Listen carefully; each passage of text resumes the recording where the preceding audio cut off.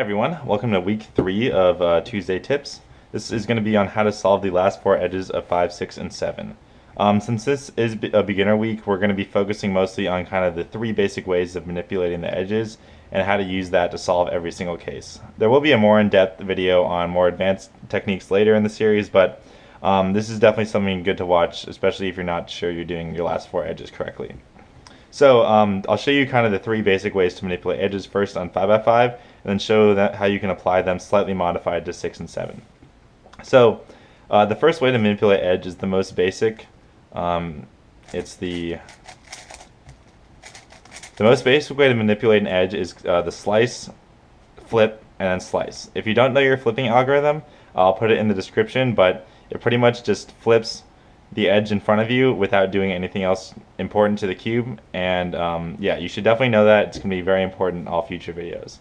So slice, flip, slice works when you have, say, let's doing the yellow and blue edge. We have the 2 correct pieces here and the last one here.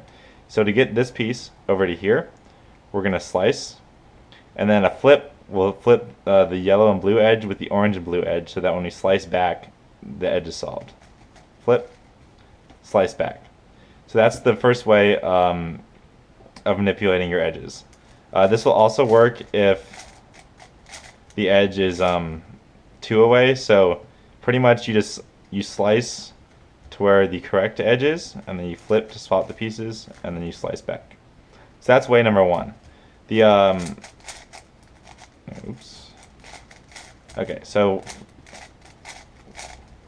way number 1 of manipulating edges. Here's way number 2 to manipulate edges. It's very similar. It's slice, flip, slice back as well. However, instead of slicing to get the piece that you want, you're slicing into the correct edge. This works when you have a case like this where the blue and yellow. However, this wing should really be down here. So you find the correct wing. This wing goes here, and this wing goes here. So in order to do that, you slice the correct wing into the correct position, pushing the incorrect wing out, then you flip and slice back. The third way of manipulating edges is using a middle slice. So this case occurs when you have 2 correct wings and you have 1 centerpiece you need to insert into these 2 wings. So the key here is that these 2 correct wings and this centerpiece need to, when you look at it from the top, all these 3 colors need to be the same. Meaning if you would just slice it directly over, these would not line up. So what you do here is you do M, U2, M prime. And it will solve this edge. It's key to note that this algorithm affects this edge, and this edge. So this will only work when you have at least 3 unsolved edges, and make sure one of the unsolved edges is at the top here, and then you can solve this edge by doing... If you have the case where if you slice them together, they're solved, meaning that the colors on top don't match, just simply do the flip and then the algorithm. So these are the 3 most basic ways to manipulate your edges. I'll show you a quick example on 6x6 and 7x7. They're pretty much the same, but a little different because of the more layers. So on 6x6, we have edge case number 2, where you have, I'll show you on this case a good kind of case on 6x6.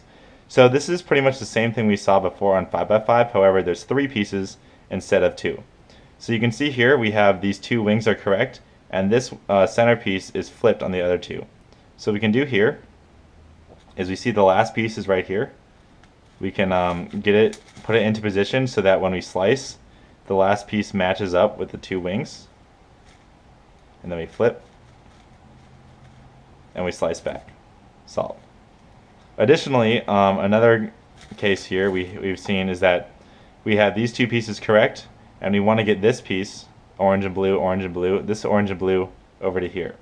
So we do the case 1 where we slice, flip, and slice back.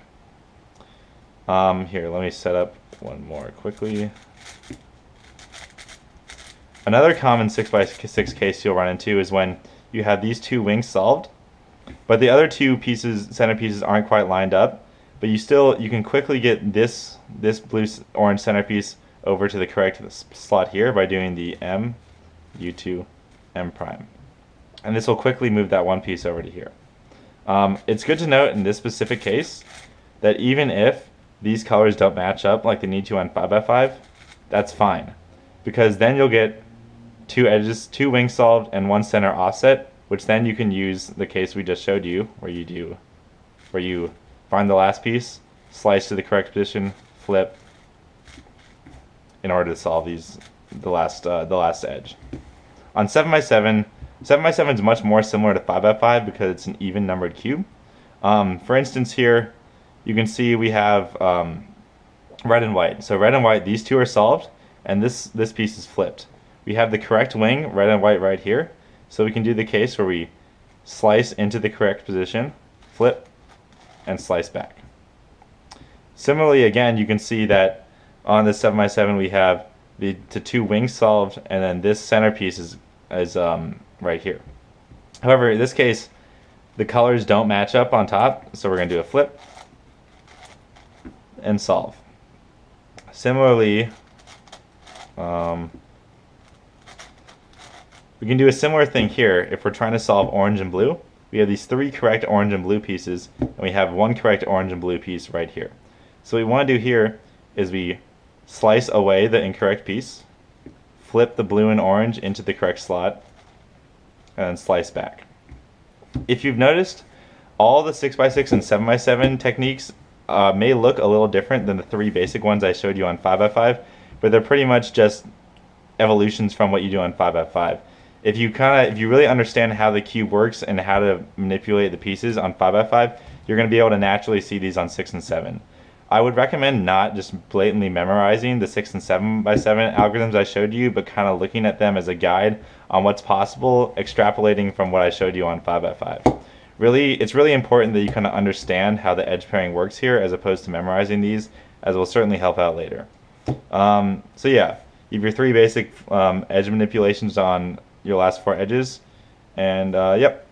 I guess actually one more note: if you're a more advanced cuber and you're using some more advanced techniques, that's definitely good. There are a few other ways to manipulate your last four edges.